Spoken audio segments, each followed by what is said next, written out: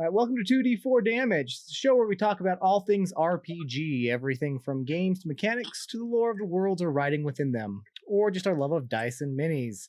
I'm the host, Dave, and each episode I'll be joined by a different co-host to discuss a new topic. This week, I'm excited to be joined by Mike Swensen. Thanks for joining me, Mike. Hey, thanks for having me. So this episode is going to be a little bit different. Typically, we talk about RPGs. We are going to talk about some, but I'm also going to be bringing in some Magic the Gathering as well. I feel okay with this for two reasons. One, Magic is made by the same company that puts out Dungeons & Dragons, Wizards of the Coast. And B, I like Magic as well. So, Mike, you run tech networking and games here in Utah. Why don't you tell us a little bit about that? Sure. We are a group of professionals in tech-based companies from across Utah who get together for networking purposes to help people who are looking for jobs, people who are trying to fill positions, or people who just love to talk tech and want to build their network. We do all of this through playing games. We started out as we actually started out as a community club at Adobe. I used to work there, and during my time there, I started that club, and we did networking events where we'd invite people to just come and talk tech at Adobe while we did Magic drafts. That evolved when I left Adobe and went to Domo. I started playing with people there, and I was actually contacted by CVent, an employee at CVent who heard what I did at Adobe and was interested in getting something a little bit more broad. So him and I started talking to other people that we knew, and before you knew it, we had 8 companies that had people who were interested in doing some sort of networking event. It started off just based around Magic, because that's, we were all Magic players and Magic guys, and yeah, we went from there. It was way more successful than any of us would have anticipated. It's always awesome. Yeah, it turns out there's a lot of people in tech who are nerds. What? No, I don't believe Crazy. You. I know, right? I work in tech. I would never believe such a thing. I know. You'd think we're all jocks. Yeah. But turns out. Yeah, and we had a couple hundred people come to the first event that we did at Game Grid. And then we held a second large multi-company event. And invited Underwing Gaming and some of the D&D people from your crowd, and had a good turnout as well. It's been a wild ride, kind of something that fell into my lap more than anything else. Usually how the best things happen. Yeah, I'm going to just shamelessly promote for a little bit because I can. We do 3 main things. Once a month, we do just a casual meetup. So come talk with people who are in tech and play a game. This month we played Munchkin. So, it's not just Magic. We had a group playing Magic. We did Munchkin as well. We've had enough people before to do a D&D campaign, just a one shot. And so if whatever we have, we'll do something. And so, come join us. We've changed a little bit in our approach. When we first started, we were jumping from store to store, trying to meet as many people as we could. Turns out that makes it hard for regulars. So yeah. We're currently just meeting at Game Grid in Lehigh.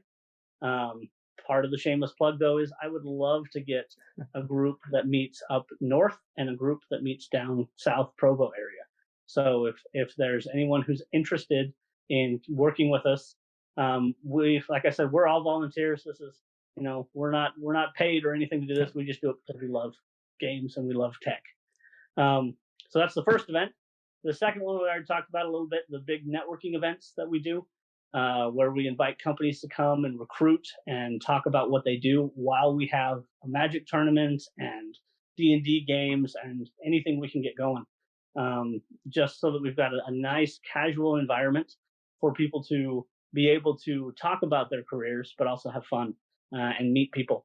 And then the last thing that we do is probably one of the more successful things is we do it's called a Magic League. This is something that I would like to expand into D&D or other things. I just haven't figured out how to do it. And so I probably just need to talk to you, Dave, and get things figured out. We'll get that. We'll But get there. yeah, what we do is we run tournaments. We help companies run internal tournaments. So, for instance, this last time we had Adobe, Domo, Henry Schein, and Vivint. Each company ran a month-long tournament internal, where each person built decks out of new packs from the newest set, and by the end of it, each person would have gotten 12 packs and been able to build some sort of a deck to compete with. Once the internal tournaments all finish, we schedule a corporate tournament where we all come together and we play 3 matches. It's kind of Swiss style for anyone who's familiar with Magic. And then we take the scores of the top 3 of each company, and that's your company's score. And you walk away. We've got a big old Stanley Cup style trophy that you get to put your company's name and the date that you won, and we pass it around. And yeah, for anyone who happens to come by Domo, we won first place last time. It's the first time we've done this 3 times. Haven't done as well, but this time we won. This time, you got it. There you go. And the trophy is sitting in our lobby with all the other business trophies that Domo has won. Nice. So it makes me happy. But that has been one of our more successful events, and is a great way to bring companies together for networking and even cross-sell and other purposes.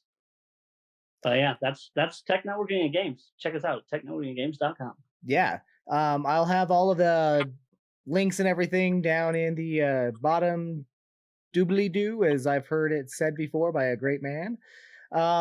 So yeah, it's great. I that's how I got involved with you. You reached out. You're hoping to expand into some D&D. Love to keep working with you and see that kind of grow a little bit more as well. So let's kind of jump into a little bit personal stuff. How did you get involved in gaming in general? Sure. So I don't look it anymore, but I actually was kind of a jock in high school. I ran cross country and track. I was one of those guys. But I was always like a closet computer nerd. Yeah. And so my brother, when I was a kid, we had an old Apple II. And that dates me a little bit. Yeah. But anyways, my brother learned how to code in QBasic. And I was probably like I was like 6. I'm learning to read at this point, and he kind of dragged me along. And so I learned very basic things, and so I'm learning maths, SATs, kind of reading level. Yeah. While I'm also coding choose your own adventure style games, of just like text-based games. Yep. And just all growing up, my 2 older brothers and I would code. We had a series we called Dumb Boy, which were ASCII characters that would move around on the terminal, and the point of the game was to creatively kill yourself. To make you sound horrible, but you'd have the little smiley face, the little ASCII smiley face, and you could jump into the pit, and that would kill you, or you could be hit by an arrow. You could get the arrow caught on fire and hit by it, or if you were really good, you could jump into the pit, get hit by the arrow that was on fire before you died, and we multiplied the scores because we thought that would make it better. And it was all animation based off of the tick speed, and so yeah, we did a ton of games, computer games, on the computer, and anyways, that we wrote ourselves. From that, I got introduced into a lot of kind of the RPG style games, and absolutely fell in love with them. And then Baldur's Gate came out. Yeah. Fantastic game. Oh yeah. I played that game, Baldur's Gate 1, the expansions to it, Baldur's Gate 2, and now there's the enhanced edition, which I haven't bought yet, but I am going to. And I'm going to sink hours into it. Absolutely love that game. And so kind of had this closet nerd side of me all growing up, but I was a jock. I made fun of the Magic players, as they had their Black Lotuses when they were not that expensive. It wasn't a thing. No one thought about that, And now you look back and go, man, did I ever have one of those in my hand? What happened? Oh, I know. and I knew a guy who had a playset of beta dual lands that he sold when he went to college, and he thought he made bank. Oh, And I man. want to say he sold them for like $10 a piece. Was so proud of himself, and is just kicking himself now. Oh, yeah, I bet. Yeah, yeah, it's nuts. Anyways, fast forward a few years, I'm working as a developer at this point, and my older brother, who actually had played Magic for a little while, worked at Amazon, and he had a group that found cheap, bulk boxes of cards on Amazon and just bought them to play with. And he brought it to a family event. And I was like, okay, I'm game. I'll play this game. Mm-hmm. Sat down and absolutely loved it. And it just had a blast. And then from there, I started playing with my younger brother, who he's about 10 years younger than me. And we would play just about everything. Started going to pre-releases. I started collecting pretty heavily. And then I started finding out like more and more people were involved with this that I knew from work or in the past. And so I started doing a lot of drafts and things at home. Because the reality, I'm married, I got a full-time job. It's hard to find time sometimes. Yeah. But if I can bring things to me, it's a lot easier, or if I can do it at work. And I was at Adobe, and they sent an email out asking people to set up community clubs if you had any ideas of what to do. And I knew like one other guy at Adobe who played Magic. But I was like, you know what? Who knows? Let's find out. And so I printed off all these flyers. I put them all over the Adobe building. And by the end of the day, I had probably 12 to 15 people who were interested. And that was enough for me to get buy-off from Adobe to start the club. Started the club, and I was talking to Jordan Bird at Game Grid, and he suggested that we do a league, which is kind of what I described before, the corporate leagues. Mm-hmm. And at this point, it was just something inside Adobe. I wasn't thinking about involving other companies or anything like that. We tried it one time, and it was a huge hit. Like it works really, really well for a corporate kind of setting, because league decks, for anyone who's familiar with Magic, are not as large. Mm-hmm. You start with 3 packs, and you build a 30-card deck, not a 40-card deck. And then you play best of 1 games. The benefit for a work environment is you can finish a 30-card deck game in 15 minutes. They do not go as long because your deck is a lot smaller. And then when you play best of 1 games, you also don't go as long because you never have a third game. It's one and done. Mm-hmm. And so we set it up that way because it made it really easy for, I'm eating my lunch. We can sit down, we can crack out a couple of games. Not only that, I might be able to crack out a game with this guy and then go over and play with, this girl, whoever else is participating, and work with a bunch of people. The other thing that really struck me immediately in software, and I'm sure this is the case with other things, but I can only speak from my experience. In software, it's really, really easy to be focused on your team and not much else. And at Adobe, my team, there were 16 of us at the office here in Utah, and the rest of the product that I worked on was in San Jose. So out of like the 2,000 people who are at the building here in Utah, I knew 16 of them. I didn't know almost anyone else. But once I started this club, I met people from not just other parts of development, but people in legal, people in marketing, people in all different parts of the company that, to be frank, I probably would have never met. Yeah.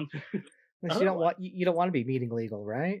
I mean, otherwise, exactly. Yeah. If you're meeting someone in legal, yeah.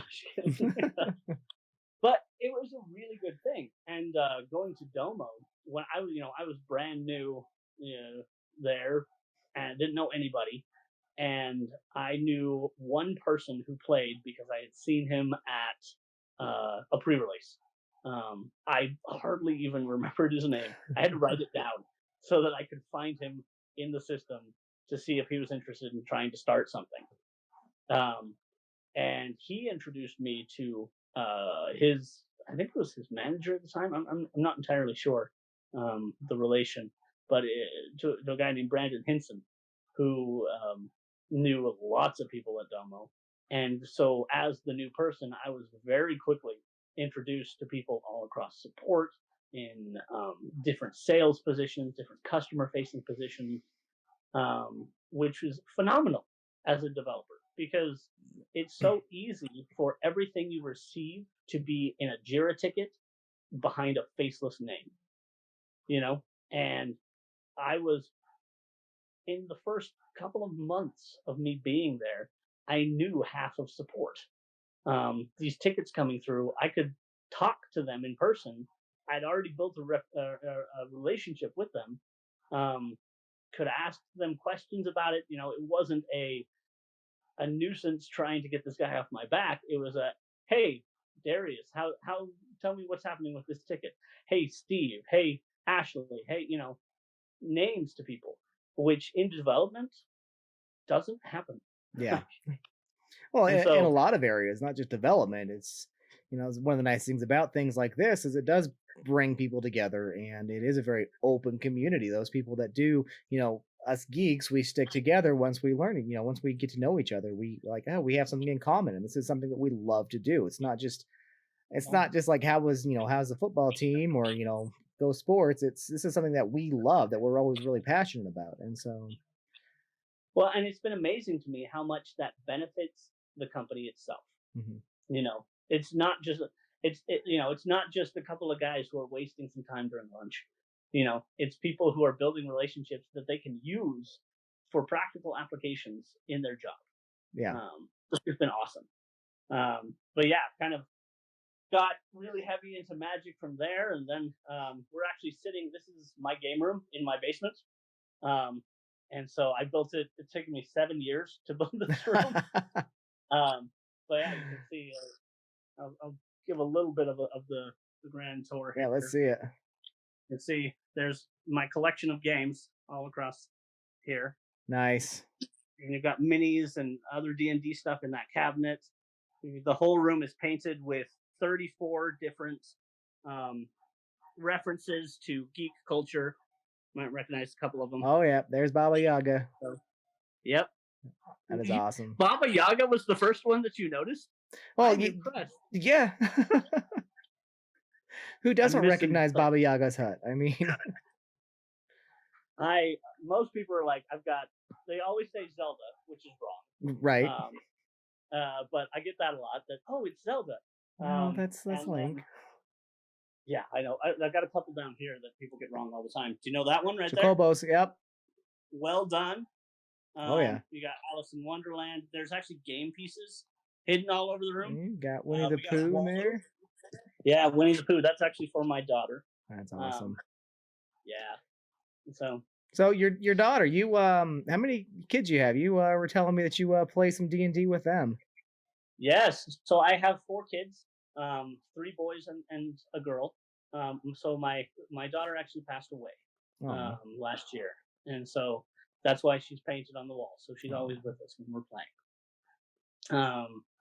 But my boys, we play D&D every week to 2 weeks, depending on schedule and whatnot. We actually call it D and Daddy, is what they refer to it as. Nice. Yeah, and so I got into that. So about a year ago, I started playing D&D with a buddy at work. It was actually a challenge where he didn't play Magic and I didn't play D&D, and he was convinced that if I played D&D, I would just stop Magic and jump right into D&D.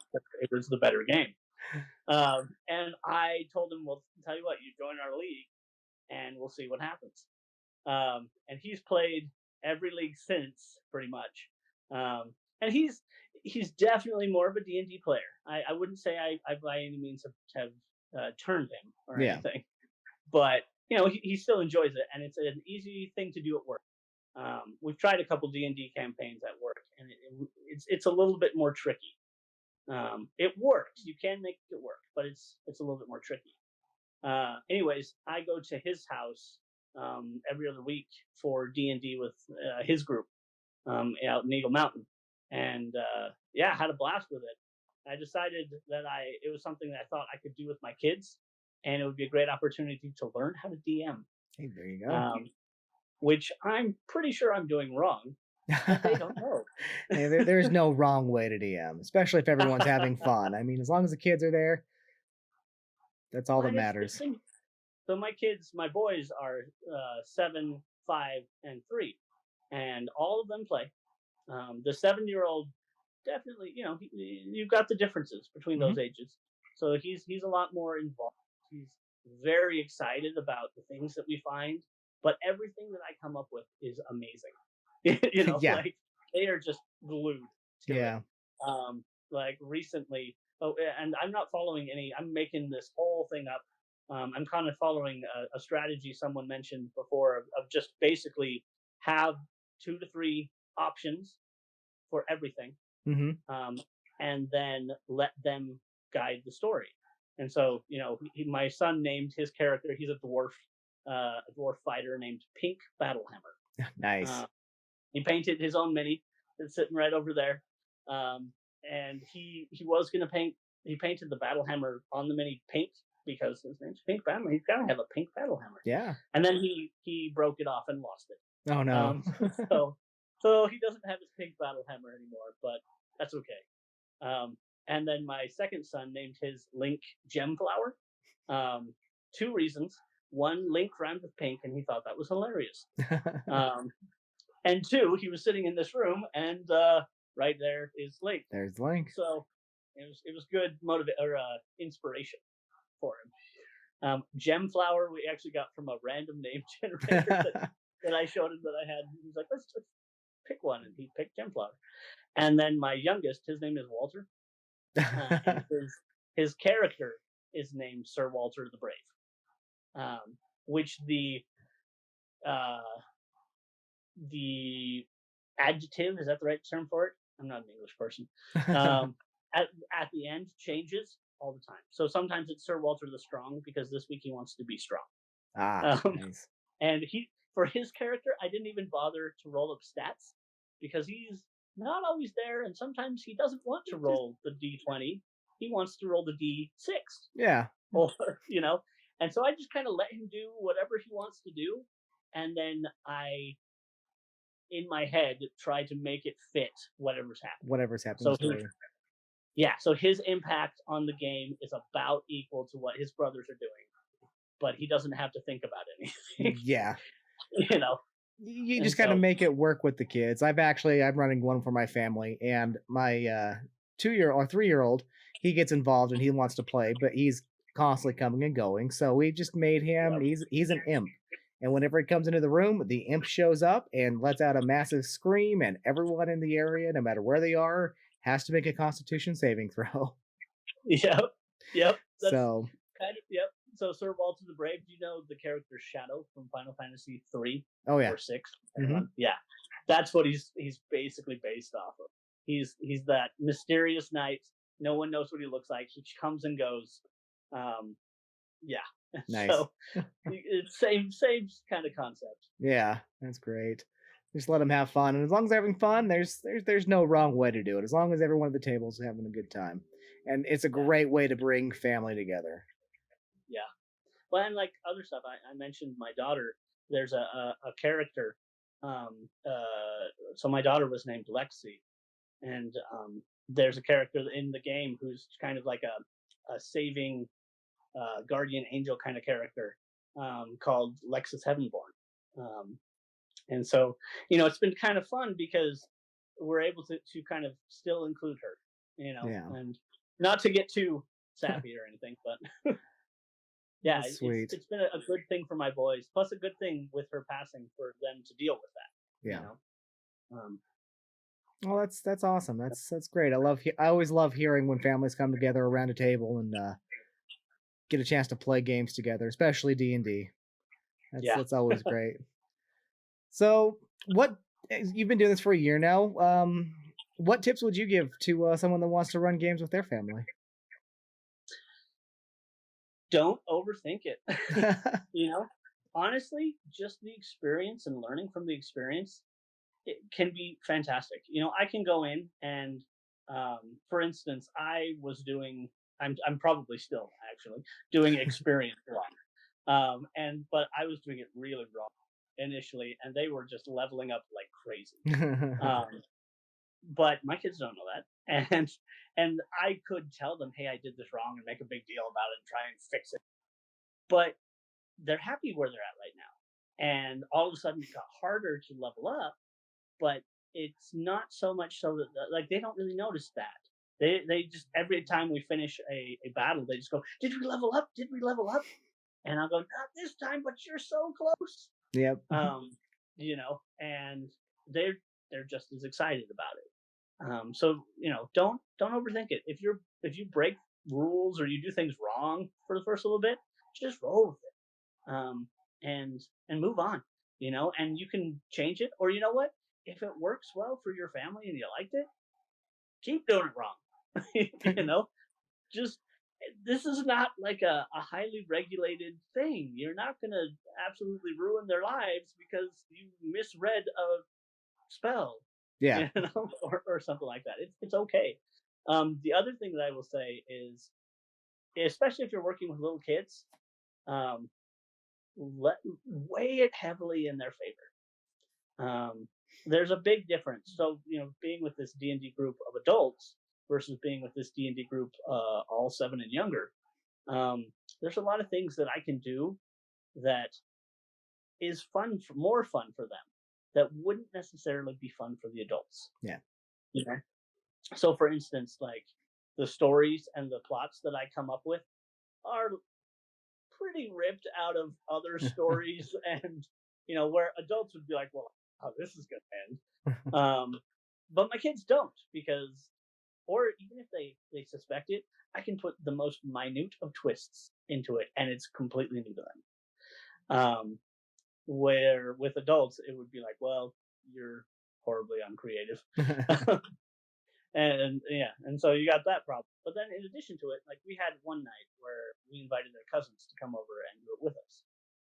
And so we had a much larger number, probably three more kids, playing.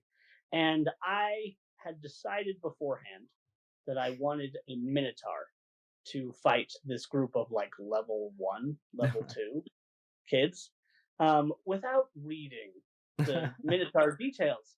And without, like, this was probably session 2, session 3 that I had done with my kids really early on. And so the minotaur was way overpowered for them, and I figured that out pretty quick into it. But I didn't know what to do because I was new. Now I've thrown in a couple NPCs for the kids, just to help them, kind of so that I can help guide the story a little bit more, and throw in things that they can say to kind of push things in a direction or keep things moving. Or they also are great meat shields. Also, one tip that I'll give you: if you do an NPC to have that kind of effect with your kids, make one a wizard, and don't care about the spells. He has whatever spells he needs to progress their story. Yep. He's not overpowered. You're not absolutely blowing things away with magic he shouldn't have. But if he needs to identify magic and you didn't give him that spell, he now has that spell, because you know what? You just need it. That's right. You're the DM. That's why. Yes, exactly. But so back to this Minotaur experience, they're fighting this Minotaur, and I'm like, crap, they are going to get destroyed.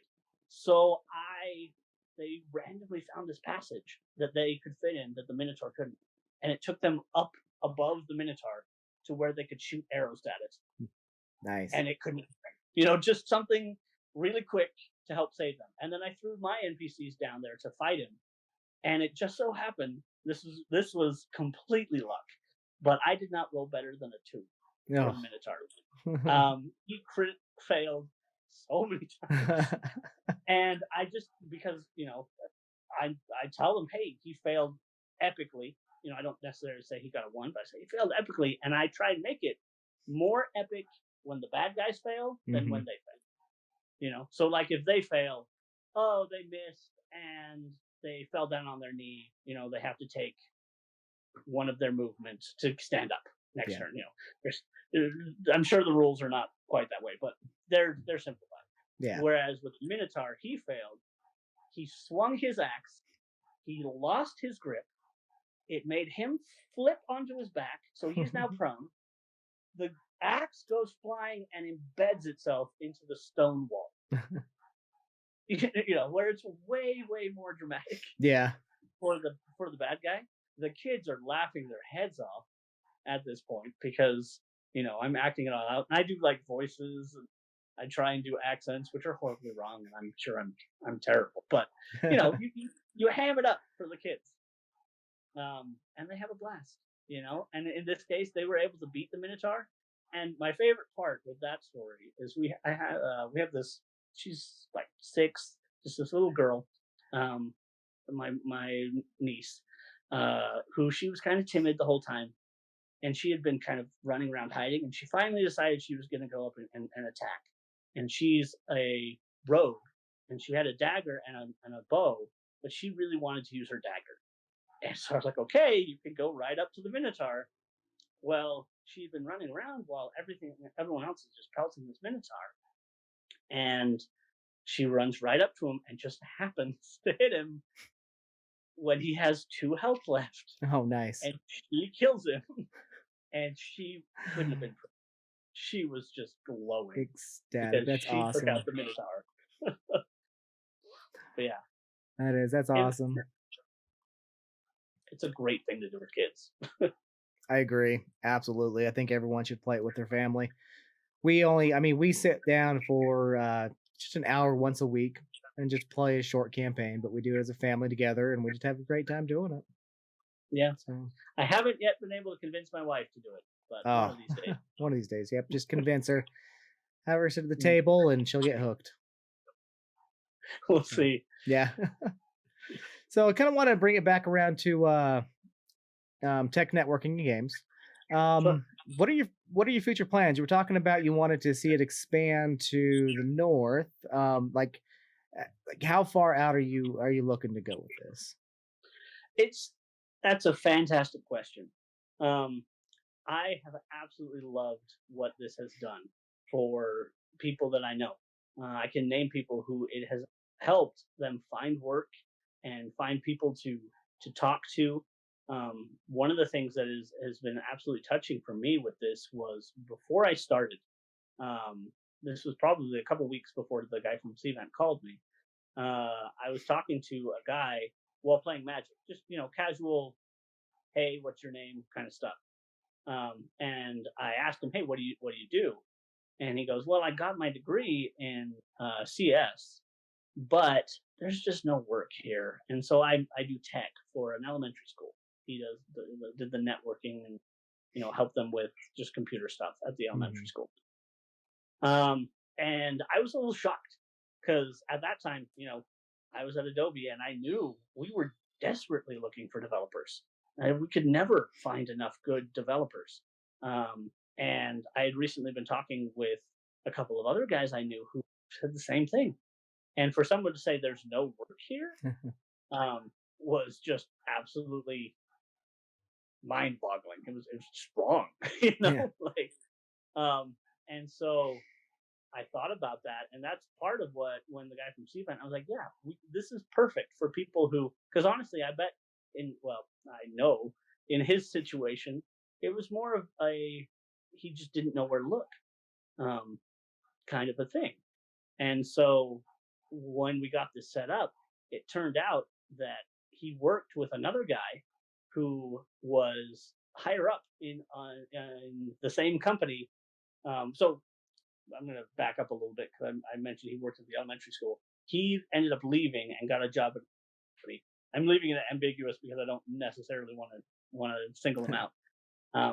But he got a job at another company, and it turned out that the one of the higher ups in development was into Magic as well.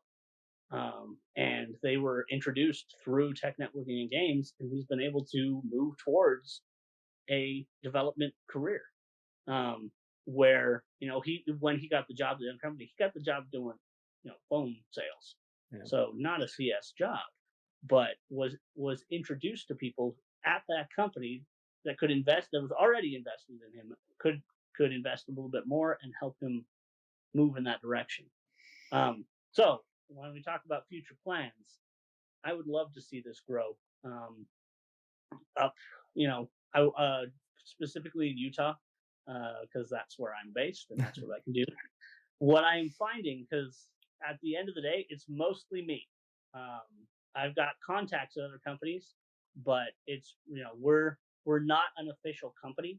We're just a group of companies that are participating. And so I reach out to the different companies, and they all, the companies are the ones sponsoring it.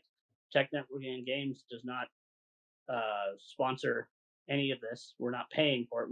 We're a Facebook group at that point.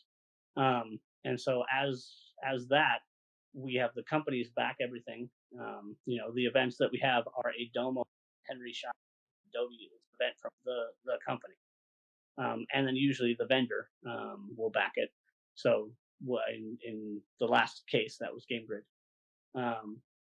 But I bring that up because I'd love to expand up into Salt Lake, North Salt Lake, Ogden area, but I would need someone up there who could really take the reins, and then we could work together with that. I'd love to expand down to Provo, Springville, that area, even St. George, if there's people interested. But I need someone to take the reins. And I've talked with a few people about potentially making this a business and something a little bit more, but it's still just me. Yeah. So one step at a time. Yeah. Well, what advice would you give to someone looking to start something like this in another state? If someone from back east would say, "Oh, that's a great idea," what advice would you give to them? Well, first off, I would be more than happy to work with anyone from another state or another location. So reach out to me. You can find me at technetworkingandgames@gmail.com, or go to technetworkingandgames.com, and you can contact us through there. And then I'd be more than happy to help you figure that out. The first thing you got to do is get a regular group of people. Find a game store or a location that will promote what you're doing, and then start reaching out to companies. A lot of them, you're going right into their spam folder if you email them. Mm. So, go in person and just say, "Hey, we're trying to build a networking group for people who want to build their personal networks or for companies who want to recruit, and we want to do it in a casual way. So, we'll be playing games. We'll be playing D&D. We started with Magic, but there's no reason that you have to. So pick whatever game you want to start with and get a group going. And the other thing I would say is be as open as you can be. It's really easy to go and just to judge people and be like, "Hey, this person smells of awful. They're probably not smart." I don't know. Whatever judgment you want to make, you're going to get all kinds of people, and you never know what kind of connections that will build. We're specifically building tech companies because we're tech guys who started it, but we need technical writers. We need sales. We need marketing and legal. We need business insight. We need CEOs and people to run, their director levels that people are looking for. And we've had people with all ranges of those experiences. And one of the regrets I actually kind of regret calling it Tech Networking and Games, because yes, we are representing tech companies, and I like that focus, but it makes the people who go, "Well, I'm not a developer. I don't belong," feel that way. Yeah. And that's not what we want to do. So for someone who wants to start something like this, get your group going. Take wherever you work. Find people there who like to play games and just start in your company. and then reach out to other companies. Of the 3 events that I mentioned before, the league is by far the most successful. As far as, because it's something that promotes connections within your company, and then you can reach out to another company, and that company, once they see that vision, they'll start doing it too, and then you can start building those connections between, and then make it public. Do it. Don't do it at. We started these at the companies where we'd have a company host it. First, that was a headache because you have to go through all kinds of non-compete stuff, and papers got to be signed and all that jazz. But it also made it private, so other companies didn't know that was happening. Move it, do it in a public location, and a lot of game stores will let you use their facilities because you're bringing a crowd of people in that likely buy things. Yeah. Especially if you buy your product for the league. In the case of Magic, in D&D, if you encourage people, like, if you're buy a mini or buy dice, go to this location because they're going to host our league, or whatever it is. And then hold your big tournaments in those leagues. Not your company ones. Those do during lunches and in casual time that makes sense in your company, without taking away productivity. That's the other thing that I will add, really a very important note, is you do kind of have to hold the reins with whatever you're doing inside your company, because you need people who are not gamers to catch the vision. Because if they see it as what the crap, my guys are playing a stupid card game when they should be working, then you are shooting yourself. You need to keep it as, hey, if you're going to play, it's at lunch or it's on your break, and it needs to be clear that you are using break time for this. You do not exceed your break time, right? Because the last thing you want to do is shoot yourself in the foot, cripple your attempts because your company smacks down and says, this is now, we're not cool with this. So yeah. But if anyone has questions, I am more than happy to help you out. Or if you'd be interested in doing something with us, where we coordinated something together, please let me know. I'm going to lunch with a guy next week who's a C-level CEO, from a small company, who heard about what we do and their company wants to get involved with something. If you're a company that is interested in doing things like this, let me know, and I'd be more than happy to help you figure out what to do. That's awesome. I'll have all of your contact information. Just look down below. I'll email, website, Facebook group. Hopefully we can get, if you have any questions, I think reach out to Mike. He's been great to work with. I love working with you. Look forward to doing more stuff in the future too. So yeah. So, all right, final question for you. What's your go-to player, or what's your go-to character for D&D? Oh, I'm the Gandalf. I'm the like dust old wizard. I just love the concept of someone who looks extremely frail. Like they should just give up the ghost at any moment.